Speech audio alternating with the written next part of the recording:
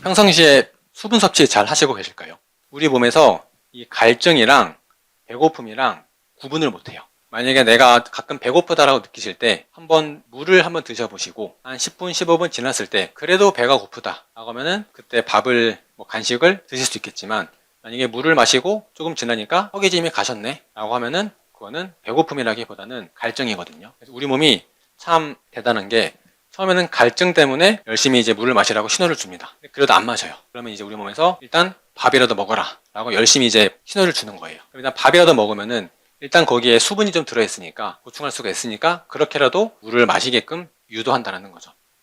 혈당 관리를 방해하는 요인들에 대해서 이야기를 해볼까 하는데요. 크게 8가지를 가지고 왔어요. 그래서 하나하나 조금 말씀을 드릴 텐데, 가장 첫 번째는 늘 저희가 말씀을 드리는 타입에 맞는 식품을 드셔라. 그러니까 당뇨 차원에서 말씀을 드리면 잘 쓰이는 당이라고 표현을 합니다. 잘 쓰인다는 거는 내가 음식을 먹었을 때 세포로 원활하게 잘 들어가는 포도당이라고 보시면 되는데, 왼쪽은 갈색 설탕이고요. 오른쪽은 스테비아입니다. 이 둘 중에 어떤 게 더 좋을까요? 왼쪽일까요? 오른쪽일까요? 스테비아를 처음 들어보시는 분 계시겠지만, 스테비아는 그 나한과에서 추출을 해요. 그래서 설탕이랑 스테비아랑 뭐가 좋냐 라고 하면은 둘 다 좋습니다. 설탕이기 때문에 좋다 안 좋다가 아니라 이거를 누가 섭취하는지에 따라서 달라진다는 거예요. 물론 스테비아도 실제로 이제 제품 구매하시려고 검색하시다 보면은 스테비아 100%도 가끔 있지만, 보통은 에리스리톨이 거의 90%에 스테비아만 조금 들어가는 경우도 있고요. 그래서 이제 일단은 스테비아 같은 경우는 정말 나한과 추출물 100%짜리가 훨씬 더 안전해요. 그래서 S타입 분들은 설탕 대신에 스테비아나 아니면은 아가베 시럽이나 이런 것들을 활용하시고, M타입 분들은 설탕도 조금 억울한 면이 없지 않아 있어요. 설탕이 문제가 되는 거는 가공식품에 들어있는 정제 설탕 그리고 액상 과당이 문제인 거지, 설탕 자체는 정말 순수하게 물리적인 방법으로만 추출한 설탕은 오히려 비타민 미네랄도 풍부하기 때문에, 물론 많이 드시면 안 되지만 적절하게 드신다라는 조건 하에는 S타입은 스테비아, M타입은 설탕, 나름 좋은 선택지가 될 수가 있어요. 그리고 설탕 가지고는 생각보다 많이 쓸 수가 없거든요. 실제로 지금 가공식품 음료수를 보시면 아시겠지만, 음료수에다가 액상과당을 넣어서 얘는 단맛을 내려고 설탕을 넣으면은 그렇게 들어가지가 않아요. 그렇게 넣으면은 애초에 녹지 않거든요. 그래서 집에서 드실 때는 가끔 차를 드신다거나 했을 때 조금 달달한 게 좀 원하신다 라고 하면은 밤꿀도 하나의 방법이 될 수도 있고요. 본연의 맛을 즐기고 싶다 라고 하면은 이 설탕도 좋은 비정제 원당으로 사용하시면은 충분히 차선책이 될 수가 있어요. 저희들 상담하다 보면은 밤꿀이든 아카시아 꿀이든 말씀을 드리는데, 밤꿀 같은 경우는 아무래도 그 특유의 향이 너무 강하다 보니까 기본 그 원료 향을 조금 죽여버리는 게 없지 않아 있어가지고, M타입 분들은 당뇨가 없으신 분들은 설탕 적절하게 활용하셔도 되고요. 당뇨가 있으셔도 제가 좀 수치도 보고 말씀을 드려야 되겠지만, 설탕도 비정제 원당이라면은 적절하게 사용하시면은 큰 문제가 없을 거예요. 그리고 스테비아는 S타입 분들에게 활용하시면 좋고, 스테비아도 조금 애매한 게, 저도 지금 궁금해가지고 한번 사봤는데 그 특유의 조금 씁쓸한 맛이 있더라고요. 설탕 맛이 없어지면서 원료의 단맛을 끌어올려주는 역할이 약간 부족하긴 하지만, S타입 분들이다라고 하시면은 설탕보다는 스테비아를 활용하시는 게 훨씬 더 좋은 방법이 될 수가 있습니다. 그 다음에 두 번째가 수면 부족 및 불규칙한 수면인데요. 실제로 이미 많은 연구에서 수면 시간이 부족하거나 아니면 늦게 주무시거나 했을 때 다음날 혈당이 조금 이제 오르락 내리락 하는 경우가 많다라고 해요. 실제로 연구에서도 하루 4-5시간 이하로 주무시게 되면은 인슐린 감수성을 20-30% 낮춘다는 연구 결과도 있기 때문에, 혈당 관리를 하셔야 되는 분들이 계시다라고 하면은 무조건 최소 수면 시간은 6시간에서 7시간 정도 주무시는 게 좋고, 주무시는 시간대도 12시 전후로, 11시 전후로 해서 꼭 주무시게끔 말씀을 드리고, 그 이유가 10시부터 2시 사이가 이제 한참 우리 몸을 청소하는 호르몬들이 왕성하게 분비가 되는 시간대니까요. 그때 꼭 잘 주무실 수 있도록 신경을 써주시면 좋고, 이 수면 부족이 또 문제가 되는 이유가 교감신경을 활성화시키고 코르티솔 수치를 높입니다. 이게 높아지다 보니까 자는 동안에도 혈당이 올라갈 수가 있어요. 올라가다 보니까 또 인슐린이 또 급하게 분비가 돼가지고 혈당이 낮아지고 또 저혈당이 올 수도 있고, 그런 문제가 발생할 수 있기 때문에 수면 부족은 꼭 지키셨으면 좋겠다라는 거고요. 또 수면 부족에 문제가 되는 것 중에 하나가 이 식욕 조절 호르몬의 불균형을 유발합니다. 레틴, 그렐린. 레틴 같은 경우는 이제 그만 먹어 라고 하는 거고, 그렐린은 조금 더 먹어 라고 하는 호르몬이거든요. 수면이 부족하거나 좀 잠자리가 조금 불규칙하면은 이 균형이 깨져버립니다. 에너지 보충을 위해서 혈당을 빠르게 물리라고 열심히 또 뭔가 단 거 먹으라고 열심히 신호를 주게 됩니다. 잠을 꼭 잘 주무셔야 되는 이유 중에 하나가 될 수 있고, 그리고 수면의 양만큼 수면의 질도 굉장히 중요하거든요. 그러니까 교대 근무 하시는 분들은 어쩔 수가 없지만 그렇지 않은 분들은 가급적이면은 아까 말씀드렸던 11시 전후로 주무시게끔 말씀을 드리고, 그리고 꼭 주무시기 전에 정말 당연한 거지만 지키지 못하는 게 딱 하나 있어요. 주무시기 전에 뭘 드시지 말아라. 그러니까 가끔 이제 주무시기 전에 배가 고프면은 잠을 못 주무시겠다 하는 분들이 계시는데 하루, 이틀, 일주일 하시다 보면은 적응이 되거든요. 너무 배고프시다라고 하면은 아까 뭐 스테비아든 뭐 설탕이든 꿀이든 이런 것들을 가볍게 드시는 것 정도는 괜찮은데, 너무 배가 고프다고 늦은 시간에 야식 드시는 거, 이미 머리로는 안 좋다라는 거를 알고 계실 거예요. 근데 이게 어쩔 수 없는 게, 실제로 우리가 아침, 점심, 저녁에 밥을 먹으라고 신호를 주는데 밤중에도 시기가 있어요. 12시 좀 넘었을 때 1시쯤, 그때 또 식욕이 올라오는 시기가 그때이기 때문에 너무 늦게 주무시다 보면은 또 약간 야식이 땡기는 게 생리적으로 그럴 수밖에 없거든요. 그래서 가능하면은 12시를 넘기지 않게끔 11시 전후로 꼭 주무셔라 신경을 써주시면 좋을 것 같습니다. 실제로 이 부분은 다녀가신 분 중에 한 분인데 한 달마다 체중 변하거든요. 그래서 보시면은 77.8에서 76.6 조금씩 내려가고 있어요. 그래서 좋아지고 있는 거는 맞는데 키 대비 몸무게가 조금 많이 나가시는 분이라서, 일반적으로 보통 좀 열심히 하시는 분들이라고 하면은 체중이 조금 많이 나갈수록 체중 감량 폭이 조금 더 커요. 그래서 보통 많이 빠지시는 분들은 뭐 3kg, 4kg, 그리고 최근에는 어떤 분이 체중이 한 달 반 사이에 거의 7kg 가까이 빠지시는 분들 계시거든요. 근데 이분은 빠지긴 빠지지만 그 속도가 굉장히 더뎌요. 이분의 정말 실천 열심히 잘 하고 계시고 도시락도 싸갖고 가고 하고 계시는데, 딱 하나 문제가 밤에 늦게 주무시는 거. 자영업을 하시다 보니까 어쩔 수 없이 일을 하시다 보면은 일이 끝나면은 새벽 2시, 그리고 집에 가서 씻고 하다 보면 3시, 그러면 또 잠깐 주무시고 또 아침에 또 일이 있어가지고 6시에 일어나서 일하시고 11시에 낮잠 잠깐 주무시고, 그렇게 해서 첫 끼를 오후 1시쯤에 드세요. 그러다 보니까 이미 패턴이 망가져 있어서 안타까운 분이시긴 한데, 그럼에도 불구하고 식사를 잘 하시다 보니까 체중이 빠지기는 빠져요. 그래서 이분도 이제 곧 그 일을 좀 그만두시고 바꾸시겠다라고 하는데, 아마 바꾸시면은 지금보다는 조금 더 속도가 빨라지지 않을까 싶은데, 그만큼 잠이 굉장히 중요합니다. 혈당 같은 경우도 6.4, 6.1, 6.4, 6.8, 6.3 계속 조금 왔다 갔다 합니다. 그러다 보니까 그만큼 잠이 굉장히 중요하기 때문에, 정말 밤에 무슨 일이 있는 게 아니시면은, 물론 밤이 어떻게 보면은 가장 본인만의 온전한 시간이기 때문에 누워서 즐길 수 있는 시간이 맞기도 하지만, 조금은 그 시간대를 늦어도 12시 전후로 땡겨주시는 거 꼭 신경 써주시면 좋을 것 같습니다. 세 번째가 신체 활동 부족. 제가 여기서 말씀을 드리는 거는 뭔가 유산소 운동이랑 뭐 근력 운동을 더 열심히 하셔라가 아니라, 평상시에 내가 얼마나 조금 걷고 있는지 생각해 보시면 좋을 것 같아요. 그래서 아까 말씀드렸던 것처럼 섭취한 포도당의 7, 80%가 골격근에서 소모되기 때문에 그만큼 중요한 게 맞고, 그렇기 때문에 근육을 키워야 되는 것도 맞아요. 근육을 키우기 어렵다라고 하시면은 일단 운동은 못 하시더라도 출퇴근하실 때 아니면 식사하시고 약간 졸리다라고 하시면은 15분, 20분이라도 가볍게 걷는 것만이라도 해보시면은 도움이 많이 되실 거고요. 아까의 그 근육 말씀드릴 때 이어서 이 운동을 했을 때 인슐린 없이 포도당을 소비할 수 있는 이유가, 이 포도당 수송체 GLUT4라고 하는 얘네가 있기 때문에 얘가 활성화가 되면서 인슐린이 없이도 세포 내로 그냥 근육으로 포도당이 들어간다는 겁니다. 운동이 굉장히 중요한데 거창한 거 아니어도 돼요. 계속 말씀을 드리지만 그냥 걷는 것만이라도 뭐 하루에 1000보까지는 아니어도 돼요. 일부 연구에서는 뭐 7000보 넘어가면은 1000보랑 뭐 큰 차이가 없다라고도 하거든요. 그래서 한 7000보 정도 걸으시면은 그래도 기본은 되는 거니까 하루에 한 30분 정도 걸어주시면 어떨까 싶습니다. 그래서 지금 식후 15분, 30분 뒤, 15분 이때가 가장 혈당이 피크를 찍는 시기이기 때문에 식후 15분, 30분 이때 가볍게 산책하시는 것만으로도 이제 낮출 수가 있고, 실제로 테스트를 해보니까 같은 도시락을 먹었을 때 움직이고 안 움직이고에 따라서 혈당이 한 2, 30 정도가 차이가 나더라고요. 제가 EBM 도시락을 먹었을 때 그것도 신기한 게 혈당이 180까지 올라가요. 제가 원래 공복 혈당이 한 90, 100 왔다 갔다 하는데 EBM 도시락을 먹었을 때 180까지 올라갔었고, 먹고 나서 바로 퇴근하려고 걷고 나서 보니까 혈당이 한 150 정도까지 내려가더라고요. 그만큼 걷는 게 굉장히 중요하기 때문에 혈당 관리가 특히 필요하신 분들은 다른 거 다 못하시겠다 라고 하면은 일단 걷는 것부터라도 신경을 써주시면 좋을 것 같습니다. 아까 제가 말씀드렸던 분인데, 운동을 정말 2시간, 3시간 유산소까지 같이 병행하시는 분의 이 당화혈색소예요. 그래서 보시면은 처음 오셨을 때가 24년도 3월인데 이때 9.6이었었고, 그리고 8월달, 그러니까 5개월 지났을 때 6.3까지 내려갔거든요.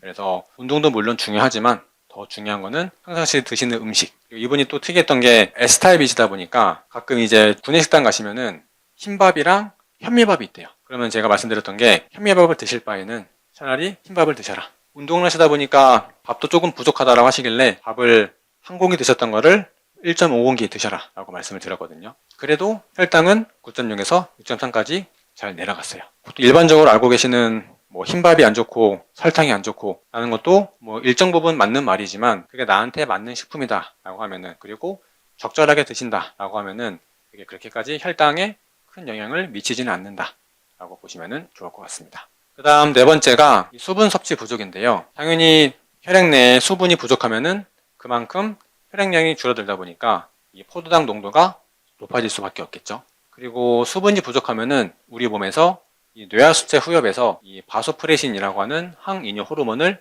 분비합니다. 얘가 분비가 돼서 이제 신장에서 소변으로 빠져나갈 일부 수분을 끌고 들어오는데, 문제는 이 항이뇨 호르몬이 간을 자극해서 저장된 글리코겐을 또 포도당으로 분해하도록 유도한다는 거예요. 애초에 수분 섭취가 부족해서 탈수 때문에 농도가 높아지는 거 플러스 간에 자극을 줘가지고 또 추가적으로 포도당을 만들어내게 하다 보니까 혈당이 높아질 수 있다는 겁니다. 또 한 가지 중요한 게 이 갈증인데, 평상시에 수분 섭취 잘 하시고 계실까요?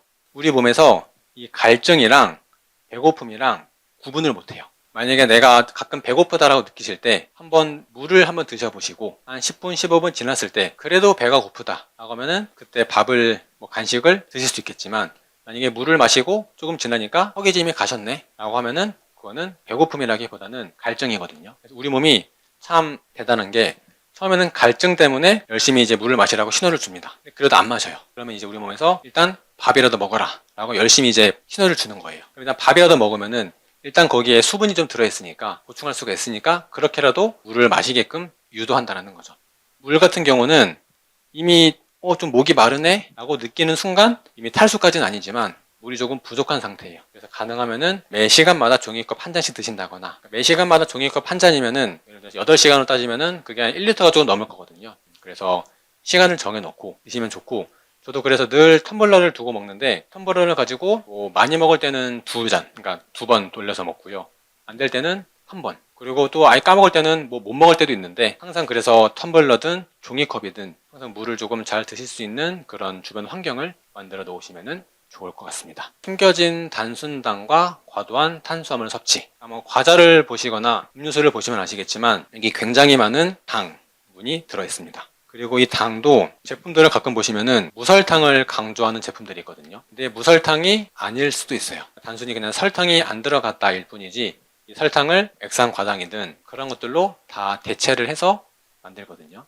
그래서 그냥 무설탕이네, 설탕이 안 들어있네 라고 생각하지 마시고 꼭 뒤에 원료를 보시고 그 원료에 액상과당이든 무슨 당이든 이런 것들이 많이 적혀 있다 라고 하면은 이 당이 들어간 거고, 또 그만큼 혈당을 올리는 거기 때문에 꼭 한번 확인을 하실 필요가 있겠다. 그 다음에 오른쪽을 보시면은 감자부터 해서 옥수수, 고구마, 구황작물인데 얘네도 탄수화물입니다. 알고 계시는 분들은 나름 조절하고 계시겠지만 어떤 분들은 밥과는 별개로 간식으로 드시는 분들이 계세요. 당연한 건데 또 모르시는 분들은 얘는 그냥 간식을 생각하기 때문에 보통 탄수화물 하면은 밥, 단백질 하면은 고기라고 생각하시는 분들이 생각보다 많거든요. 근데 이런 감자든 고구마든 탄수화물 덩어리예요. 그래서 만약에 얘를 꼭 드시고 싶다라고 하면은 밥 한 공기라고 하면은 감자를 한 개 혹은 2개 드셔야지 얼추 맞을 거거든요. 그래서 꼭 잘 생각하시면서, 당뇨가 아니신 분들은 밥을 드시고 감자 한두 개 드셔도 문제가 없는데 혈당 관리가 필요하신 분들은 사소한 것 같지만 혈당을 또 급격하게 올릴 수 있기 때문에 조금 조심하실 필요가 있겠다. 그 다음 6번째가 체내 염증 및 감염, 염증 문제인데요. 감기가 됐든 코로나가 됐든 만성 치주염이 됐든 장누수 증후군이 됐든 염증이 쌓여 있으면은 여기서 염증성 물질들이 분비가 되면서 얘네들이 인슐린 수용체 신호 전달 경로를 차단해서 세포의 인슐린 감수성 직접적으로 저하시킨다. 길지만 인슐린이 제 기능을 못하게 만든다는 겁니다. 염증 관리를 잘 하셔야 되는데, 결국 저희가 말씀을 드리는 거는 이번 주제가 당뇨이지만 결국 당뇨를 관리를 잘 한다 라는 거는 혈액 내의 포도당을 적절하게 유지를 한다. 혈액이 깨끗하다라는 거는 그만큼 염증이 생길 그런 여지를 안 준다는 거예요. 그래서 제가 기본적으로 당뇨고 혈당 관리를 말씀을 드리지만 혈당 관리를 잘 하시다 보면은 체중도 알아서 빠질 거고요. 요즘 얘기하는 뭐 혈당 다이어트 있잖아요. 그게 혈당이 높아지면은 그만큼 인슐린이 많이 분비가 되고 인슐린이 동화작용 때문에 체지방으로 바꾸는 역할을 해요. 그래서 혈당을 낮춰야지 체지방이 좀 낮게 유지가 된다라는 그런 논리인데 다 떠나서 혈당을 관리를 잘 하셔야지 염증이 안 생길 거고 어떻게 보면 염증이 모든 거의 질환의 뭐 근원이라고 표현할 정도로 굉장히 심각하거든요. 염증이 해결할 수 있는 방법이 없어요. 아직까지 염증을 치료한다라는 약이 없거든요. 이 염증은 결국 해결할 수 있는 방법은 내 몸밖에 없습니다. 그래서 어떻게 식사를 잘 하고 계시는지, 소화를 잘 시키시는지 이런 것들을 꼭 체크를 해보실 필요가 있고 여기 보시면 뭐 지방간부터 해서 비만, 잇몸 질환 이런 것들도 염증이기 때문에 염증 때문에 지방간이 생기는 것도 맞고 반대로 지방간이 있다 보니까 또 반대로 염증을 유발하기도 하는 이 악순환의 고리에 빠지게 되거든요. 그래서 일단은 식사를 잘 쓰이는 당을 드시고 염증을 생기지 않게끔 하는 생활을 유지하시는 게 굉장히 중요하다라는 겁니다. 그래서 염증을 일으키지 않는 방법은 물론 여러 가지가 있지만 가장 간단하게 해볼 수 있는 방법은 일단 저녁에 충분히 소화를 시키시고 주무시는 겁니다. 요즘에 뭐 간헐적 단식이라도 이야기를 하는데 방법의 장점은 있어요. 또 뭐 16시간 단식을 하고 뭐 장점이 있지만 정말 저녁을 좀 일찍 드시고 잘 주무시고 하시면은 최소 12시간의 공복은 유지할 수가 있거든요. 그래서 예를 들어서 저녁 8시에 식사를 마치시고 소화시키시고 주무시고 다음날 아침에 8시에 식사하신다 라고 하면은 딱 12시간이 돼요. 그래서 한 달에 한 번 간헐적 단식을 하고 식사가 무너지는 것보다는 그냥 매일매일 12시간 정도 공복을 유지하시면은 그것만큼 염증을 관리하는 좋은 방법이 없어요. 뭐 여러 가지 이유들 때문에 쉽지가 않은 것도 맞기 때문에 만약에 조금 저녁을 늦게 드시게 된다라고 하면은 조금 가볍게 드시는 게 좋고 물론 살아가다 보면은 어쨌든 아침은 바쁘니까 밥을 잘 못 먹고 점심도 일하다가 먹으니까 조금 대충 먹게 되고 저녁이 조금 이제 아까 보상심리 때문에 풍부하게 맛있게 드시려고 하는 것도 맞지만 그렇다면은 더더욱 조금 더 식사 시간을 앞당기셔서 한 6시든 그때부터 7시까지 좀 충분히 맛있게 드시고 소화를 잘 시키시고 주무시면은 되지 않을까. 그 다음에 이 미세 영양소 결핍 부분인데요. 지금 뭐 크롬, 마그네슘, 비타민 D만 적어놨지만 물론 이것 외에도 뭐 아연이든 여러 가지 혈당 관리에 관여하는 영양소들이 많아요. 대표적으로 3가지를 말씀을 드리는데 마그네슘 같은 경우는 인슐린 수용체 티로신 키나제 활성화 필수. 그러니까 인슐린이 제 기능을 하기 위해서 반드시 필요한 영양소고 크롬 같은 경우도 인슐린과 수용체 결합을 돕는 뭐 크로모듈린 구성 성분이고 비타민 D도 췌장 베타세포를 항산화 역할을 하거든요. 비타민 D가 췌장 베타세포에 존재해서 인슐린 분비에 관여한다라고 합니다. 그래서 아무리 뭐 탄수화물을 적게 먹고 단백질을 많이 먹고 해도 이 기능이 제대로 돌아가지 않으면은 인슐린이 제 기능을 못하면은 탄수화물을 적게 먹어도 그 적게 먹은 탄수화물조차 인슐린이 제대로 활용하지 못하게 돼요. 마그네슘, 크롬, 비타민 D. 마그네슘 같은 경우는 대표적으로 녹황색 채소죠. 그러니까 초록색으로 된 잎들. S타입 분들은 시금치, 뭐 케일 활용하시면 되고 M타입 분들은 뭐 브로콜리 같은 거 활용하시면 되고 딱 봤을 때 초록색이다 그러면은 거기에 엽록소가 들어있고 엽록소의 가장 가운데에 마그네슘이 딱 박혀 있거든요.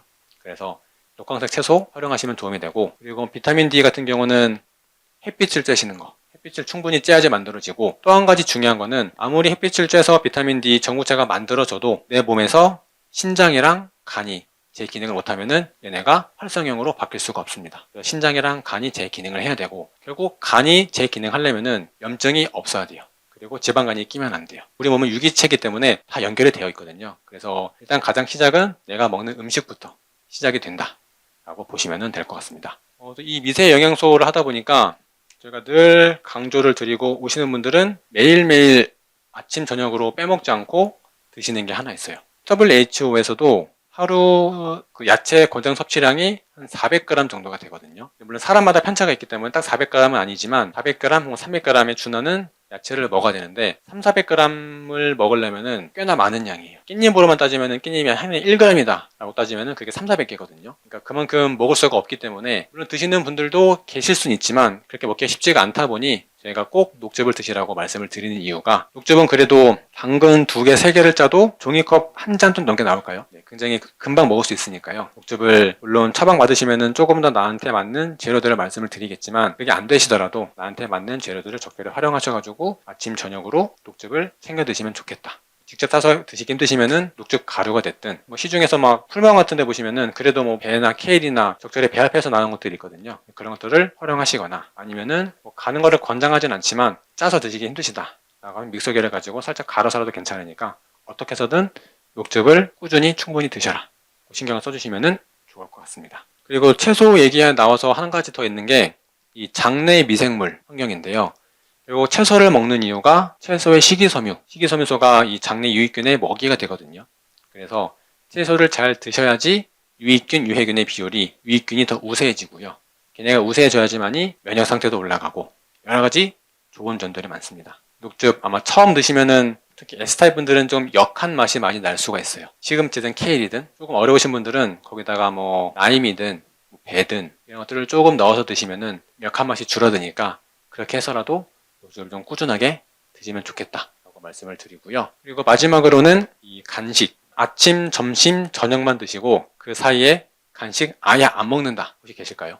그러니까 물론 저도 이제 아침, 점심, 저녁을 먹고 그 사이에 조금 출출하면은 유로카에서 마실 거 사와가지고 먹긴 하는데요. 이런 간식이 문제가 되는 이유, 물론 당뇨가 없으신 분들은 뭐 크게 문제가 없겠지만 혈당 관리를 하셔야 되는 분들은 물을 제외하면은 나머지는 다 간식이다라고 보시면 돼요. 그래서 견과류도 어떻게 보면은 혈당을 안 올리기 때문에 괜찮다라고는 말씀을 드리지만 다른 간식에 비해서 그나마 괜찮다인 거지. 어쨌든 견과류도 우리가 먹으면은 우리 뭐 또 열심히 또 일을 해야 되기 때문에 안 먹는 것보다는 좋을 수가 없거든요. 물을 제외한 혹은 뭐 차 종류를 제외한 나머지는 다 간식이기 때문에 조심하실 필요가 있고 간식을 먹지 말라고 말씀을 드리는 이유가 반대로 저희가 생각해 보면 돼요. 일을 하실 때 일을 딱 하나 던져주고 마무리하고 해야 되는데 일을 던져주고 마칠라 하면은 일을 또 던져주고 일을 계속 준다라고 생각해 보시면 돼요. 우리 몸도 그냥 딱 밥을 먹을 때만 잘 드시고 간식은 드시지 않아야지 인슐린이 높아졌다가 쉴 때는 낮아져서 그때부터 우리 몸에 또 청소라는 시간이거든요. 그리고 특히 저녁에 계속 제가 야식을 드시지 말고 저녁에 충분히 소화를 시키시고 주무시라고 말씀을 드리는 이유가 우리 몸에서 특히 뇌에서 그 글램파틱 시스템이라고 있어요. 우리 몸이 공복일 때 뇌에서 뭐 예를 들어서 뭐 베타 아밀로이드든 뇌에 있는 그런 찌꺼기들을 정리를 해주는 시스템이거든요. 걔네가 돌아가기 위해서는 공복 상태여야 돼요. 그래서 저녁에는 무조건 주무시기 2시간, 3시간 전에 소화를 잘 시키시고 주무시고 그리고 낮에도 가능하면은 간식은 최대한 안 드시는 게 좋고 아무리 당 지수가 낮아도 어쨌든 음식은 음식이기 때문에 입에 들어가면은 인슐린 수치가 낮아질 수 있는 기회가 없어지기 때문에 혈당 관리가 잘 안 될 수밖에 없어요. 그래서 간식은 가급적이면은 조심하시는 게 좋지 않을까 생각이 듭니다. 정리해보면은 혈당 관리를 방해하는 요인들, 잘 쓰이는 당 섭취를 하시는지, 내가 잠을 잘 자고 있는지, 그리고 제때 주무시고 계시는지, 그리고 주무시기 전에 소화를 잘 시키고 계시는지 신경 써주시고 그 다음에 운동, 활동적인 게 아니다라고 하면은 걷기만이라도 잘 하고 계시는지 그리고 물도 하루에 1리터 정도 그러니까 총 2리터인데 그 2리터는 마시는 물과 음식을 통해서 얻는 것도 다 포함이에요. 그래서 물로만 따지면 1리터 정도면 충분하고요. 간식을 자주 드시는 분들은 꼭 그 원료를 보시고 거기에 단순당이 숨어 있는지를 체크해 보시고 그리고 특히 젊은 사람들은 괜찮은데 젊은 사람들도 식사하시고 나서 이제 카페에 가서 마실 것과 디저트로 케이크 드시는 거. 정말 케이크는 정말 그냥 그 당 덩어리이기 때문에 특히 조심하셔야 되고 어르신들도 감자나 고구마 좋아하시는 분들 그것도 어디까지나 식사 대용으로 드시는 거지 식사하시고 나서 간식으로는 절대 아니에요. 그런 부분 신경 써주시고 염증 관리 잘 해주시는 거 그리고 미세 영양소, 녹즙 말씀을 드렸고 그리고 간식 섭취도 가능하면은 안 드시는 게 좋다.